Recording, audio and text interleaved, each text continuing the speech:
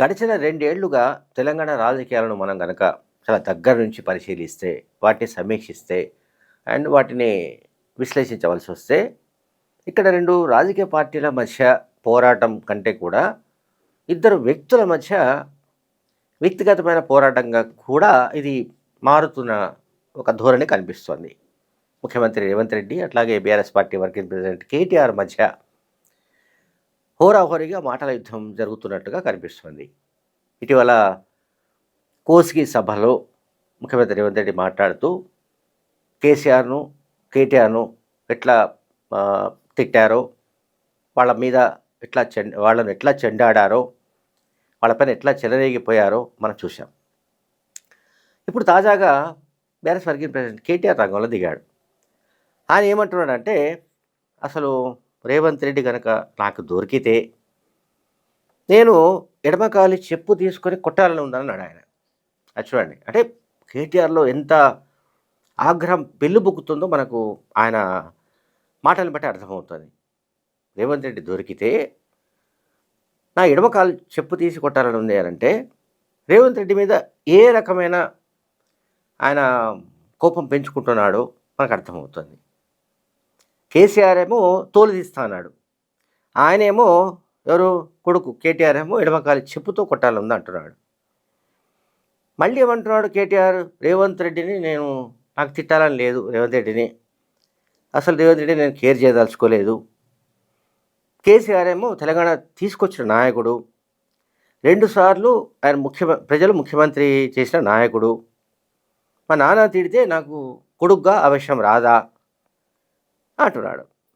మళ్ళీ ఏమంటున్నాడు, రేవంత్ రెడ్డి అసలు నీ ప్రయాణం ఎక్కడి నుంచి ప్రారంభమైంది, అసలు నువ్వు ఎక్కడి నుంచి వచ్చావు, రోడ్ల మీద పెయింటింగ్స్ వేసుకునేటోడు రేవంత్ రెడ్డి, ఓకే రైట్, మాకు భాష రాదా, మమ్మల్ని కూడా మాట్లాడమంటావా, నేను హైదరాబాద్ గల్లీల్లో పెరిగిన వాడిని, మాట్లాడమంటే ఉర్దూలో, హిందీలో, తెలుగులో, ఇంగ్లీష్లో పొల్లు పోకుండా తిట్టే తెలివి నాకు కూడా ఉంది, నేను గుంటూరులో చదువుకున్నా నిజమే, అయితే ఏంది, అరే నేను గుంటూరులో చదువుకుంటే రేవంత్కి ఏమి నొప్పి, నేను ప్రపంచమంతా చదువుకున్నా, ఆయన ఆంధ్రాకు వెళ్ళి అల్లుడిని మాత్రం తెచ్చుకోవచ్చా, నువ్వు లుచ్చా పనులు చేసినావు అనుకో, నీ మనవడు కూడా నీ పేరు చెప్పడు, దీంట్లో మనకేమన్నా రాజకీయ ప్రయోజనాలు ఉన్న విషయం ఏదన్నా ఒక్క లైన్ కూడా లేదు. మరి ఇది కంటెంట్లో కేటీఆర్ తాజాగా మాట్లాడిన దాంట్లో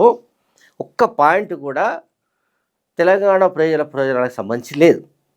కేవలం రేవంత్ రెడ్డి దూషించడం, రేవంత్ రెడ్డి అల్లుడు ఆంధ్ర ప్రాంతానికి సంబంధించిన మనిషి కనుక నువ్వు బిడ్డను అంటే అక్కడికి ఎట్టిస్తావు అనే ఒక ప్రశ్న, ఇటువంటి అన్నీ కూడా మనం చూస్తున్నాం. నేను మీకు వినిపించాను ఆయన ఏం మాట్లాడు.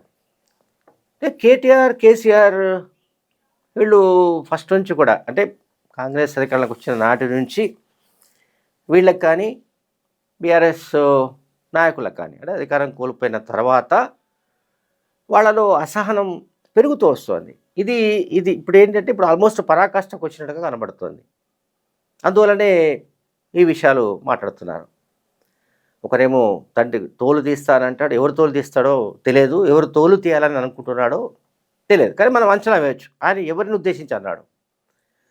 అండ్ ఇప్పుడు కొడుకు అయితే డైరెక్టర్ అంటున్నాడు కేటీఆర్, నేను రేవంత్ రెడ్డిని దొరికితే నేను ఇక ఏమైనా చేస్తా, ఎడమకాలి చెప్పుతో కొడతా అంటున్నాడు. అసలు ఇది సరే. ఇప్పుడు ఒక విషయం మాట్లాడదాం. రేవంత్ రెడ్డి ముఖ్యమంత్రిగా ఉన్నారు, ఆయన ఆ హోదాను మర్చిపోయి లేదా ఆ హోదాలో ఉన్నప్పటికీ ఇటువంటి భాష మాట్లాడవచ్చునా లేదా అనేది ఒక చర్చ. అయితే ప్రతిపక్షంలో ఉన్నవాళ్ళు కూడా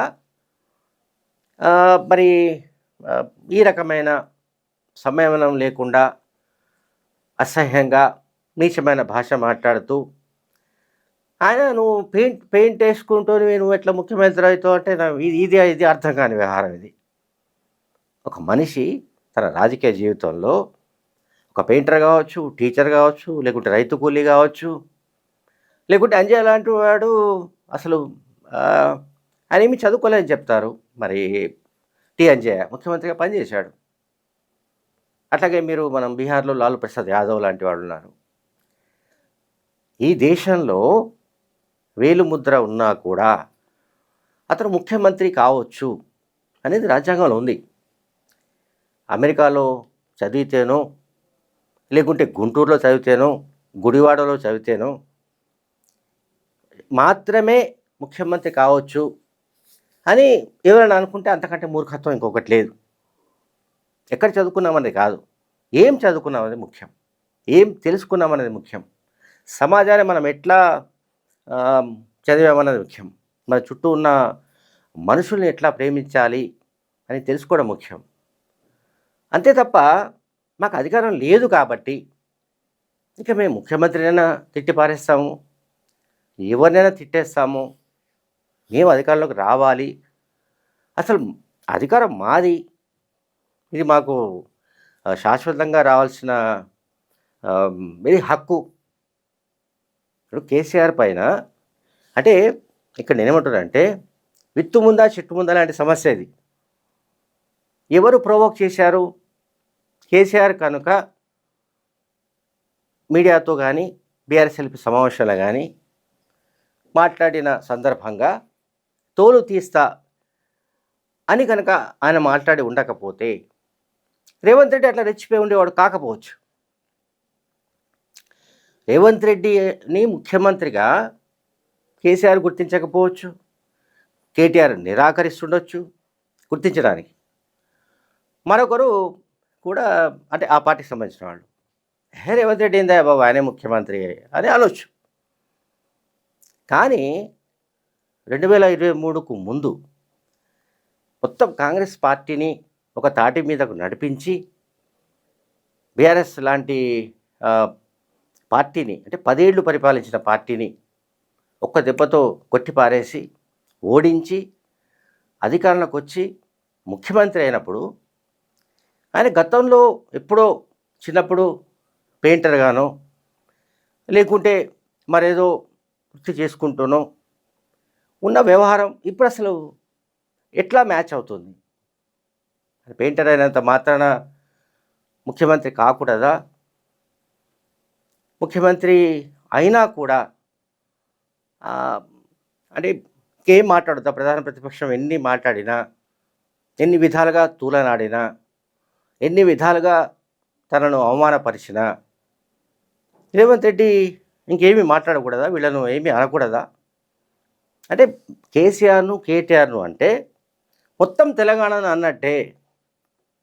ఇక్కడ దీంట్లో ఒక యాంగిల్ ఉంది, చాలా లోతుగా ఆలోచించాలి మనం. తెలంగాణ అంటే మేమే అనే ఒక భావన నుంచి ఇవన్నీ వస్తున్నాయి బీఆర్ఎస్ పార్టీ నాయకులకు. అందువల్ల కేసీఆర్ కేటీఆర్ ఇట్లాంటి మాటలు మాట్లాడుతున్నారు. అంటే తమను ఎవరైనా తూలనాడితే, ఎవరైనా ఒక మాట దొర్లితే, ఒక మాట అంటే తమను, అది మొత్తం తెలంగాణ సమాజానికి అన్నట్టు. అది ఆ రకమైన ఒక ట్రెండ్ను వీళ్ళు సృష్టించడానికి ప్రయత్నిస్తున్నట్టుగా కనిపిస్తోంది. Thank you very much.